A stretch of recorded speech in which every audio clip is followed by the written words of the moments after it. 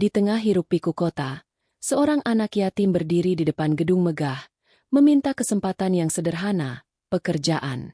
Tanpa uang, tanpa belas kasihan, hanya tekad. Namun, apa yang ia tidak tahu adalah, di balik permintaan kecil itu, tersembunyi sebuah kenyataan yang akan mengubah hidupnya selamanya. Sebuah rahasia yang telah lama tersembunyi dalam bayang-bayang masa lalu. Sebelum kita mulai, tulis di kolom komentar dari kota mana kamu menonton. Di sebuah kota yang selalu tampak sibuk sejak pagi hingga malam, seorang anak yatim bernama Aldi berdiri ragu di depan sebuah gedung tinggi yang dindingnya berkilau tertimpa cahaya matahari. Gedung itu milik seorang miliarder terkenal bernama Pak Darmawan. Tempat banyak orang berlalu lalang dengan pakaian rapi dan langkah tergesa.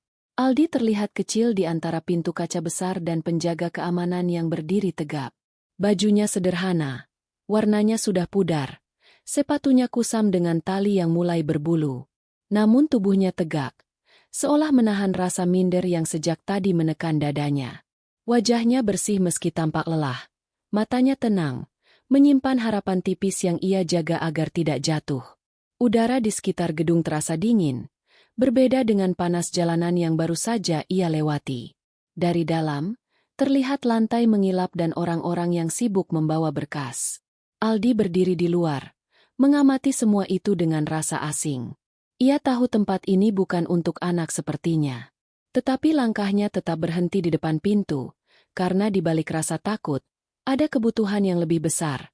Ia membutuhkan pekerjaan. Bukan untuk terlihat hebat, bukan untuk mengejar mimpi besar, melainkan untuk bertahan hidup dengan cara yang tidak memalukan. Ia ingin mendapatkan upah dari keringatnya sendiri. Beberapa orang yang lewat melirik sekilas, lalu memalingkan wajah. Ada yang mengernyit, ada yang berpura-pura tidak melihat. Aldi tidak membalas tatapan itu. Ia menunduk sebentar, mengatur napas, lalu kembali menatap pintu gedung dengan tekad yang sederhana. Ia tidak membawa apa-apa selain keberanian yang dipaksa tumbuh oleh keadaan. Di saku celananya hanya ada selembar kertas kecil yang sudah kusut, berisi alamat gedung ini yang ia catat dari orang yang pernah ia tolong di pasar. Di balik penampilannya yang biasa, ada anak yang sedang berusaha memulai langkah baru, langkah yang ia harap bisa mengubah hari-hari sulitnya menjadi lebih pasti. Sejak beberapa bulan terakhir, hidup Aldi berjalan tanpa arah yang pasti.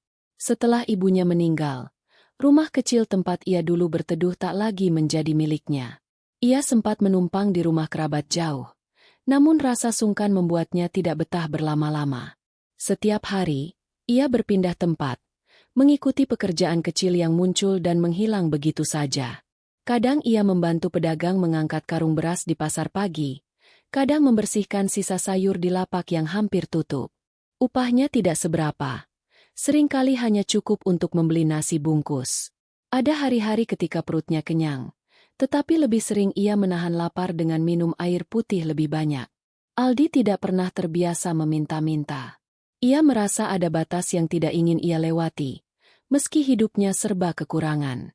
Ia memilih bekerja apa saja, asal halal dan tidak merendahkan dirinya. Namun pekerjaan lepas seperti itu membuat hidupnya tidak pernah tenang. Setiap pagi ia bangun dengan pertanyaan yang sama, hari ini bisa makan atau tidak? Ketidakpastian itu pelan-pelan menggerogoti semangatnya. Ia melihat anak-anak seusianya berangkat sekolah dengan seragam rapi, sementara dirinya berjalan tanpa tujuan, membawa tubuh yang lelah oleh hari kemarin dan kecemasan tentang hari esok. Ada satu hal yang paling berat ia rasakan, kesepian. Tanpa orang tua, tanpa rumah yang bisa ia sebut tempat pulang, malam-malamnya sering diisi dengan diam panjang. Ia tidur di sudut-sudut yang aman, di tempat yang tidak membuatnya terusir. Dalam diam itu, ia belajar menahan perasaan. Ia tidak ingin terlihat lemah di depan orang lain. Ia tidak ingin dikasihani, karena kasihan sering datang bersama penolakan. Yang ia inginkan hanya satu, pekerjaan yang bisa ia lakukan setiap hari, dengan upah yang jelas, agar ia tidak terus hidup dari sisa-sisa kebaikan orang. Karena itulah ia datang ke gedung besar hari ini.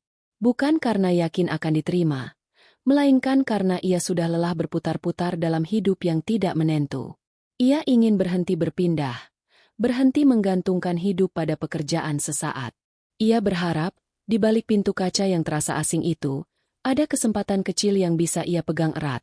Kesempatan untuk hidup dengan lebih layak, meski harus dimulai dari pekerjaan paling sederhana.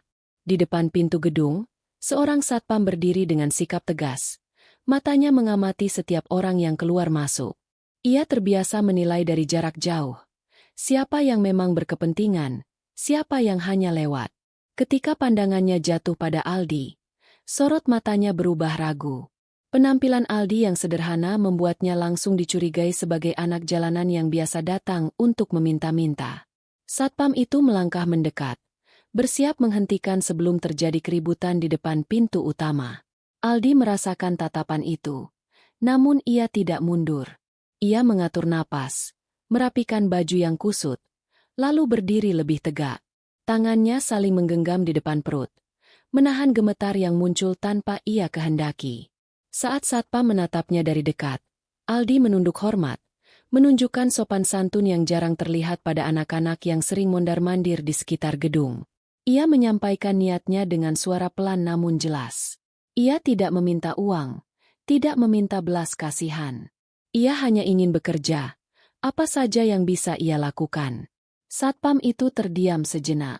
Ia terbiasa mendengar permintaan uang, tetapi jarang ada anak seusia Aldi yang datang dengan permintaan seperti itu.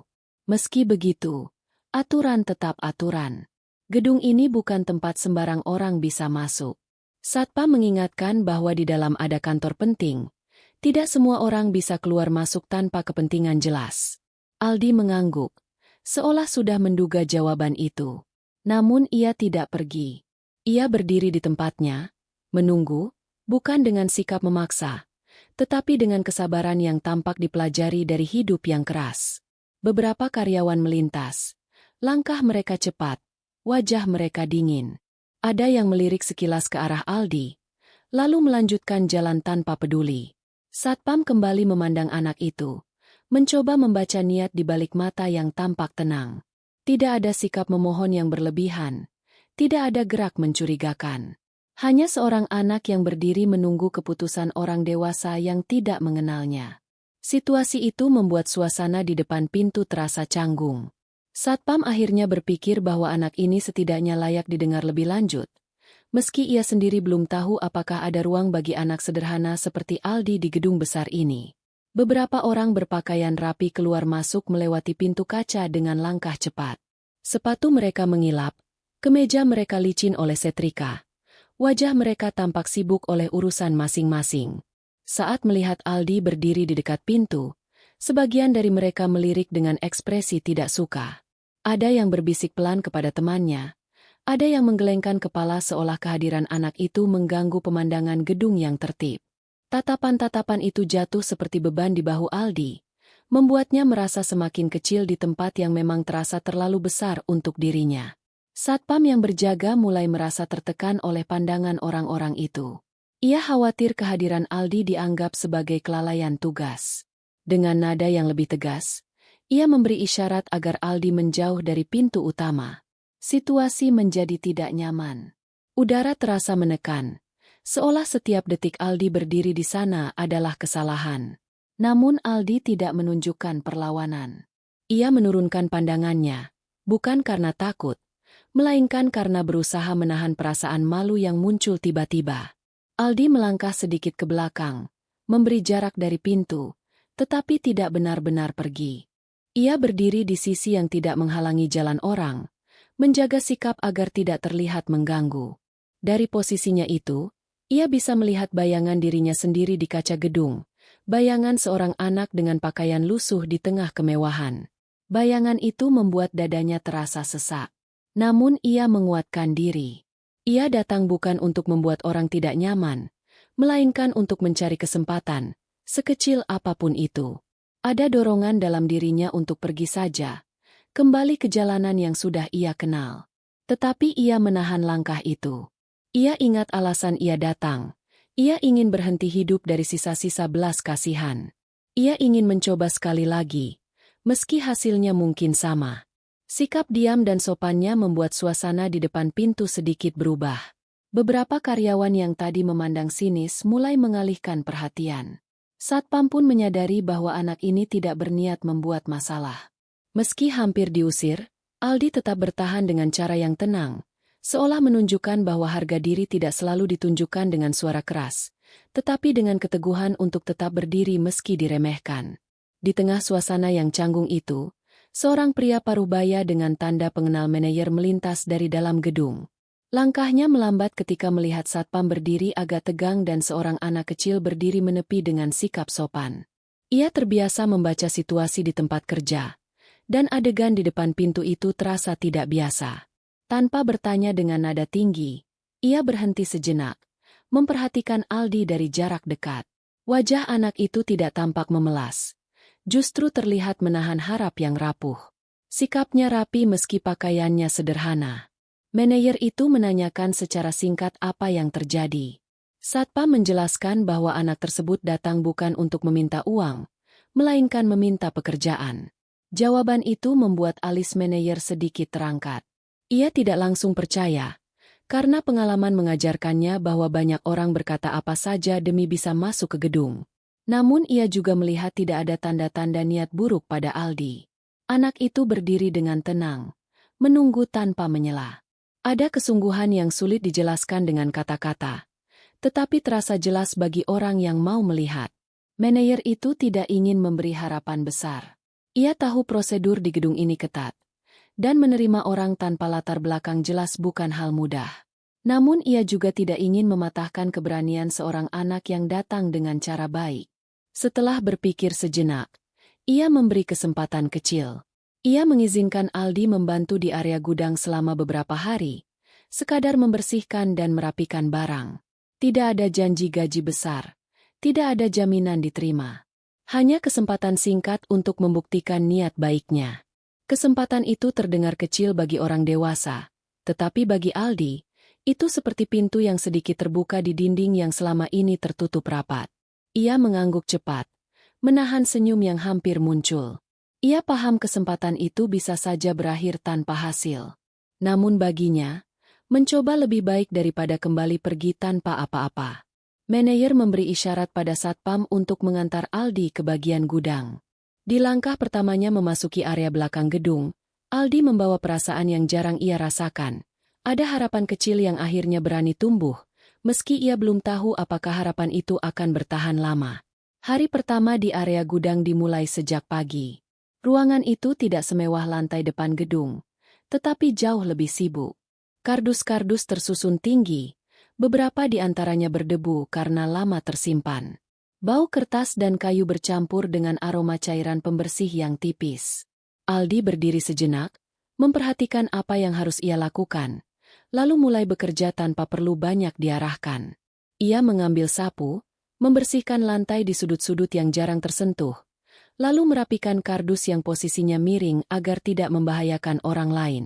Gerakannya sederhana, tetapi terlihat rapi dan telaten. Ia tidak terburu-buru, namun juga tidak bermalas-malasan.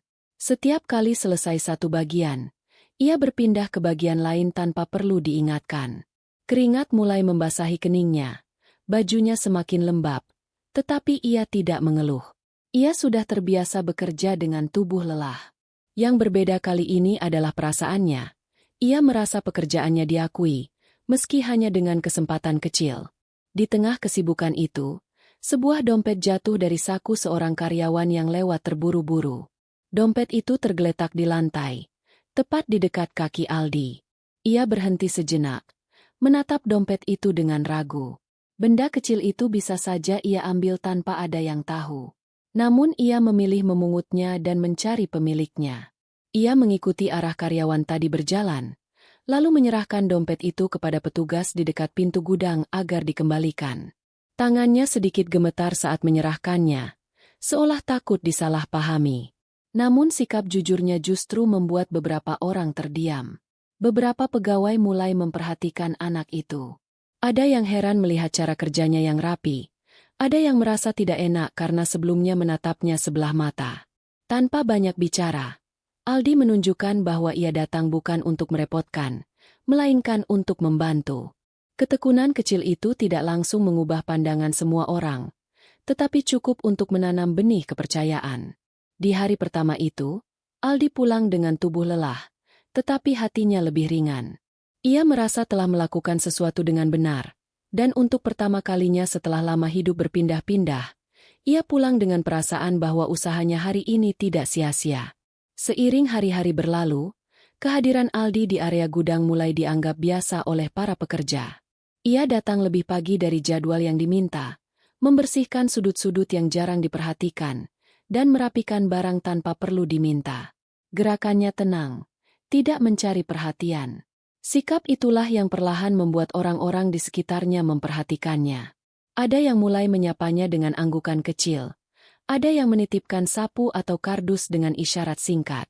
Aldi menerimanya dengan patuh, seolah tugas kecil itu adalah hal besar baginya.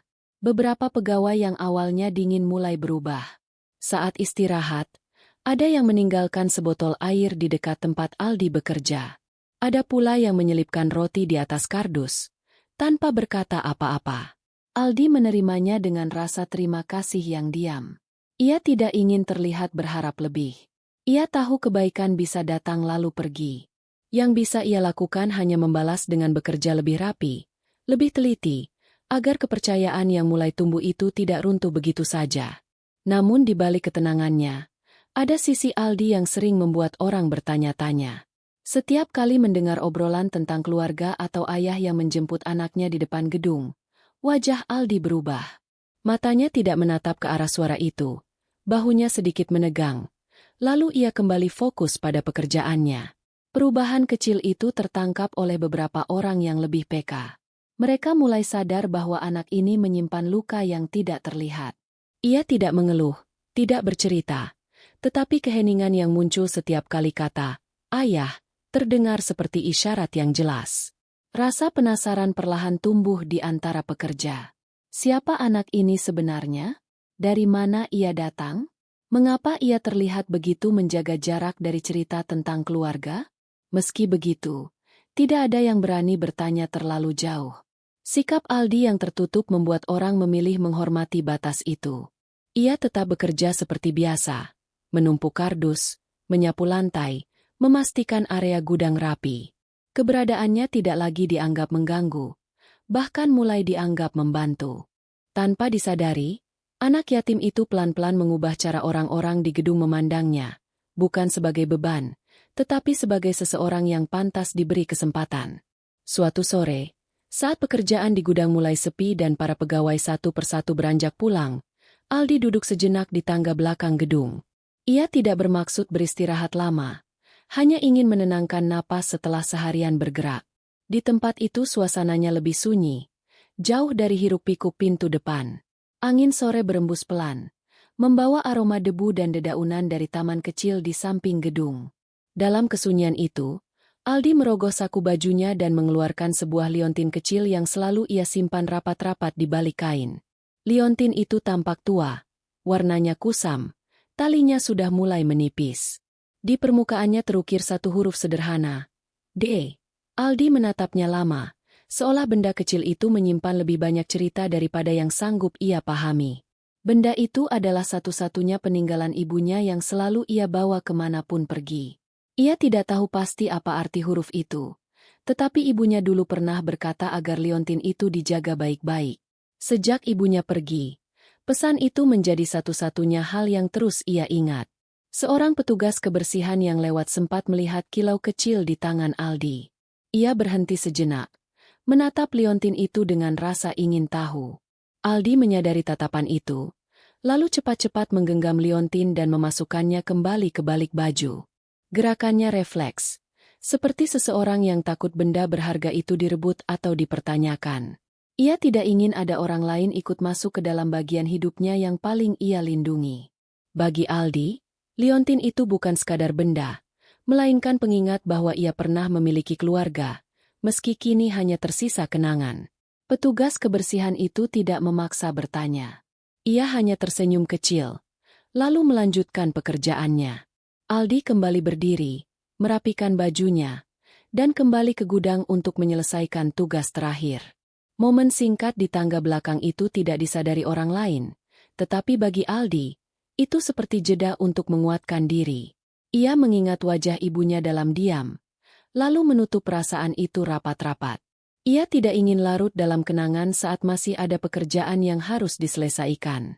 Namun tanpa ia sadari, liontin kecil itu kelak akan membuka pintu pada masa lalu yang jauh lebih besar dari yang pernah ia bayangkan.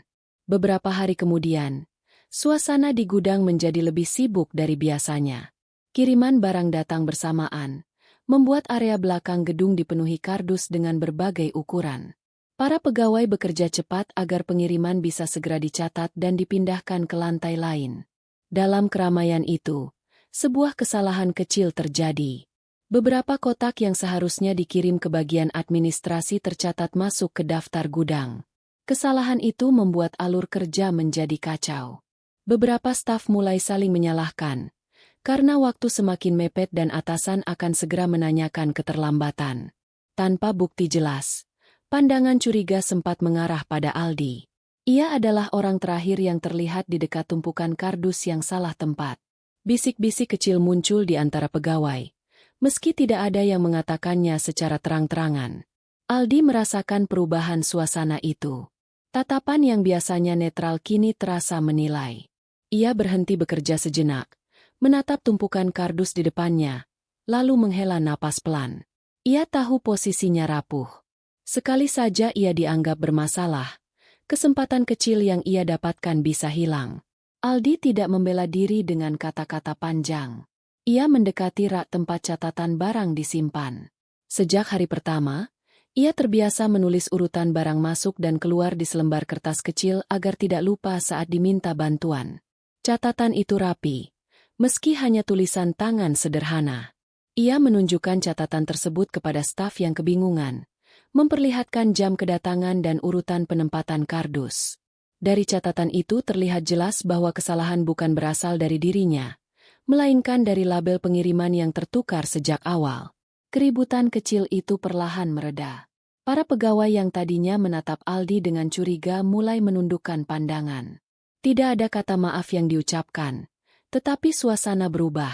Aldi kembali ke pekerjaannya tanpa menunjukkan rasa tersinggung. Ia memilih fokus menyusun kardus dengan rapi agar alur kerja kembali lancar. Kejadian itu tidak membuatnya merasa menang, tetapi memberinya keyakinan bahwa ketelitian dan kejujuran bisa melindunginya, meski posisinya lemah. Dari kejadian itu, kepercayaan kecil yang sudah tumbuh menjadi sedikit lebih kuat. Aldi tidak lagi hanya dianggap anak yang numpang bekerja, melainkan bagian dari orang-orang yang bisa diandalkan saat keadaan mendesak. Setelah insiden di gudang itu, sikap para pegawai terhadap Aldi berubah semakin terasa. Mereka tidak lagi memandangnya dengan ragu, melainkan dengan penghargaan yang pelan-pelan tumbuh.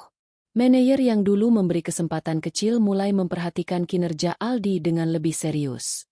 Ia melihat catatan kerja yang rapi, mendengar cerita tentang kejujuran Aldi saat menemukan dompet, dan menyaksikan sendiri bagaimana anak itu tetap tenang saat hampir disalahkan.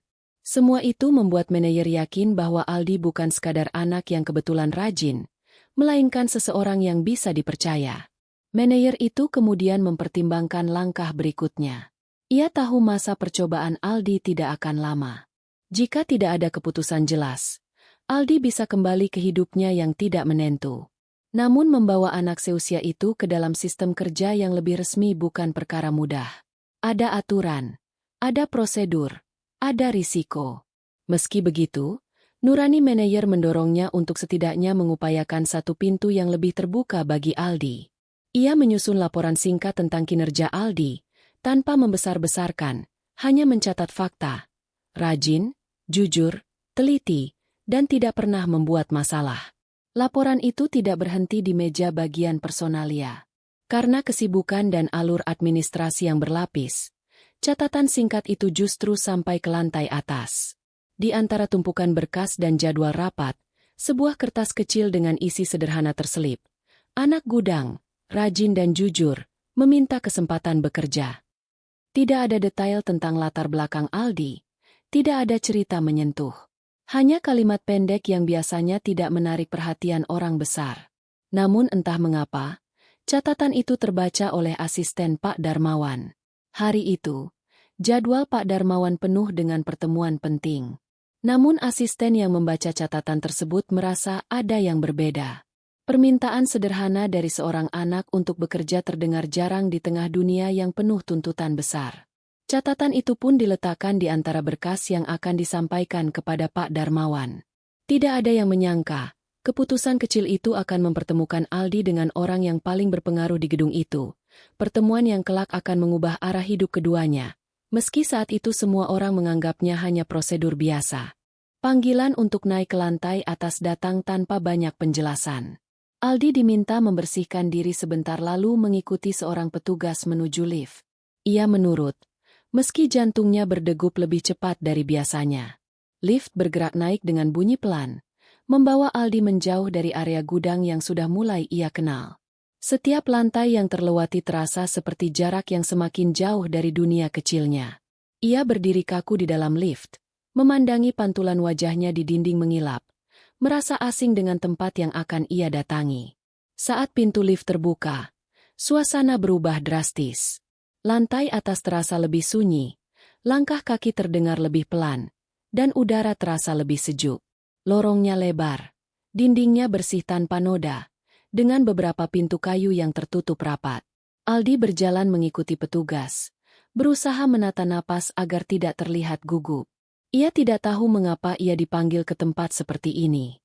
Ia hanya tahu satu hal, kesempatan yang ia pegang selama ini terasa rapuh, dan satu kesalahan kecil bisa membuatnya kembali ke titik awal.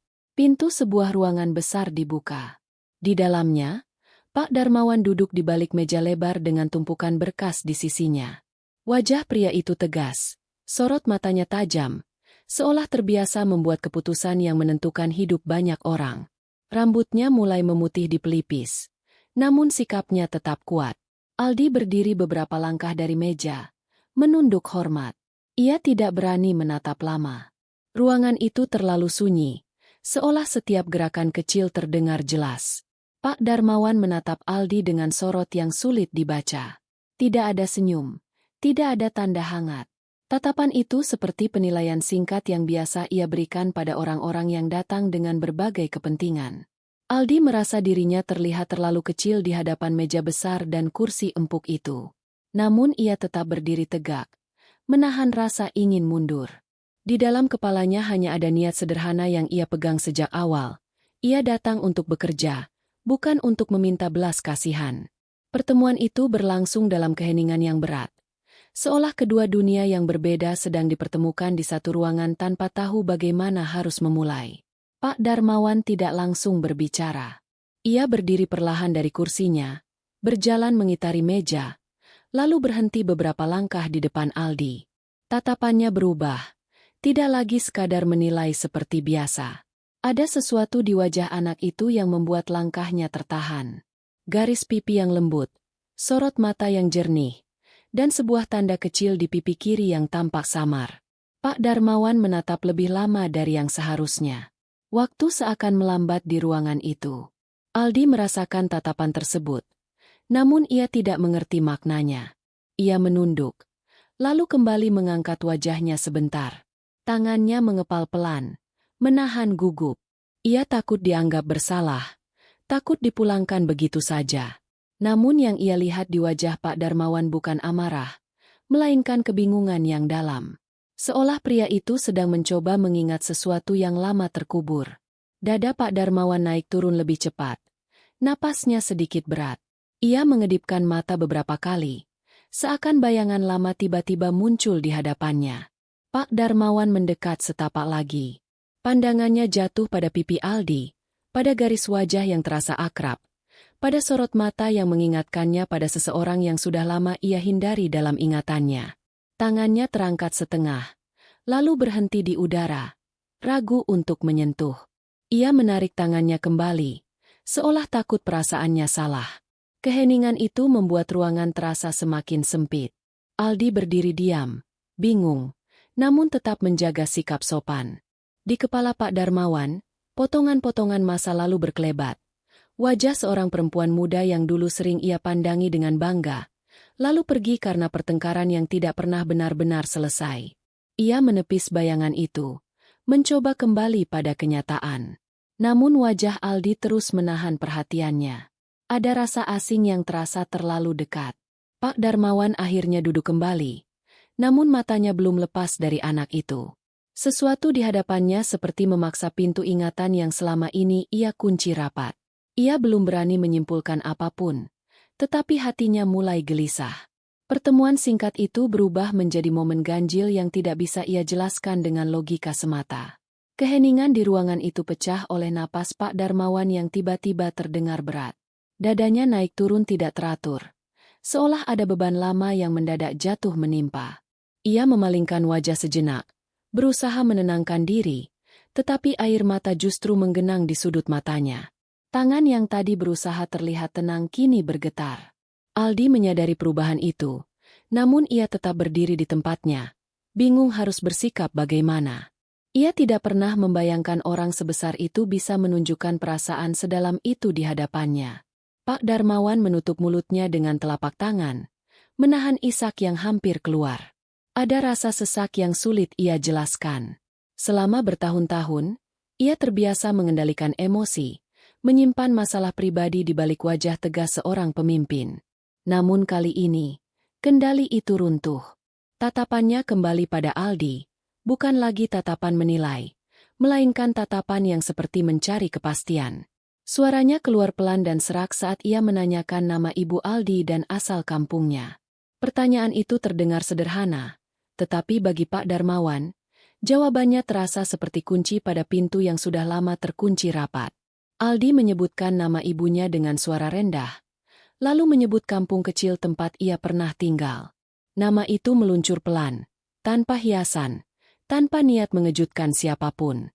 Namun bagi Pak Darmawan, nama itu seperti hentakan keras di dada.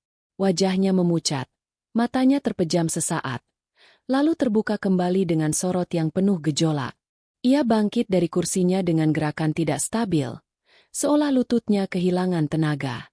Ruangan itu kembali sunyi, tetapi keheningannya kini terasa berat oleh perasaan yang meledak tanpa suara.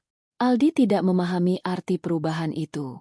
Ia hanya melihat seorang pria dewasa yang tampak terguncang oleh jawaban sederhana.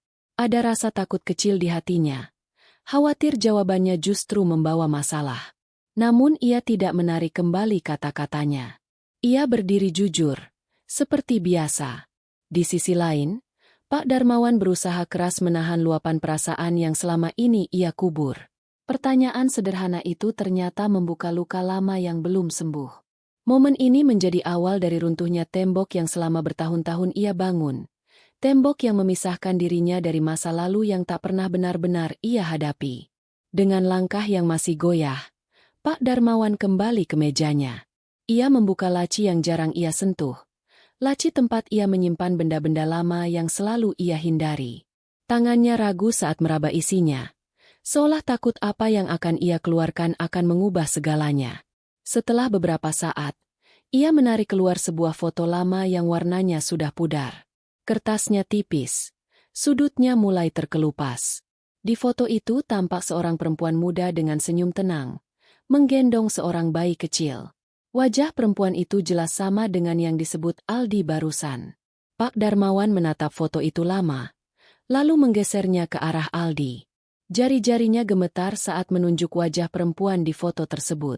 Bukan dengan nada dramatis, melainkan dengan suara yang berat oleh penyesalan. Ia menjelaskan bahwa perempuan itu adalah Ibu Aldi. Penjelasan itu tidak keluar sebagai pengakuan yang berlebihan, melainkan sebagai kebenaran yang selama ini ia sembunyikan dari dirinya sendiri. Di balik foto itu, Pak Darmawan mengeluarkan sebuah liontin lain, serupa dengan yang dimiliki Aldi, dengan ukiran huruf D yang sama. Liontin itu selama ini ia simpan sebagai kenangan yang tidak pernah berani ia sentuh terlalu sering. Aldi memandang foto dan liontin itu dengan mata yang melebar. Ia mengenali wajah ibunya, dan melihat kemiripan liontin yang selalu ia simpan rapat-rapat di balik bajunya. Tubuhnya menegang, pikirannya berputar cepat. Ia tidak tahu harus percaya atau tidak. Selama ini, hidupnya berjalan tanpa penjelasan tentang siapa ayahnya, tanpa jawaban tentang mengapa ibunya pergi membawa dirinya jauh. Kini, dua benda sederhana di atas meja itu seperti menjawab pertanyaan yang selama ini ia simpan tanpa berani ia tanyakan. Pak Darmawan tidak mencoba membela diri. Ia hanya mengakui bahwa bertahun-tahun lalu, ia kehilangan jejak perempuan itu karena keputusannya sendiri. Ambisi dan egonya membuatnya memilih jalan yang menjauhkan dirinya dari keluarga kecil yang seharusnya ia jaga. Kekayaan yang ia bangun kemudian tidak pernah benar-benar menutup ruang kosong di hatinya. Di hadapan Aldi, ia tidak lagi berdiri sebagai miliarder, melainkan sebagai seorang pria yang menyadari kesalahannya terlalu terlambat. Momen itu membuka identitas yang selama ini tersembunyi, bukan sebagai kejutan murahan, tetapi sebagai kebenaran yang perlahan terungkap dengan luka yang masih terasa. Ruangan itu kembali sunyi setelah kebenaran terbuka. Aldi berdiri mematung di hadapan meja besar. Matanya menatap foto ibunya yang tergeletak di permukaan kayu mengilap. Perasaannya bercampur aduk, bingung, kaget, dan takut berharap. Selama ini, hidupnya berjalan tanpa sosok ayah.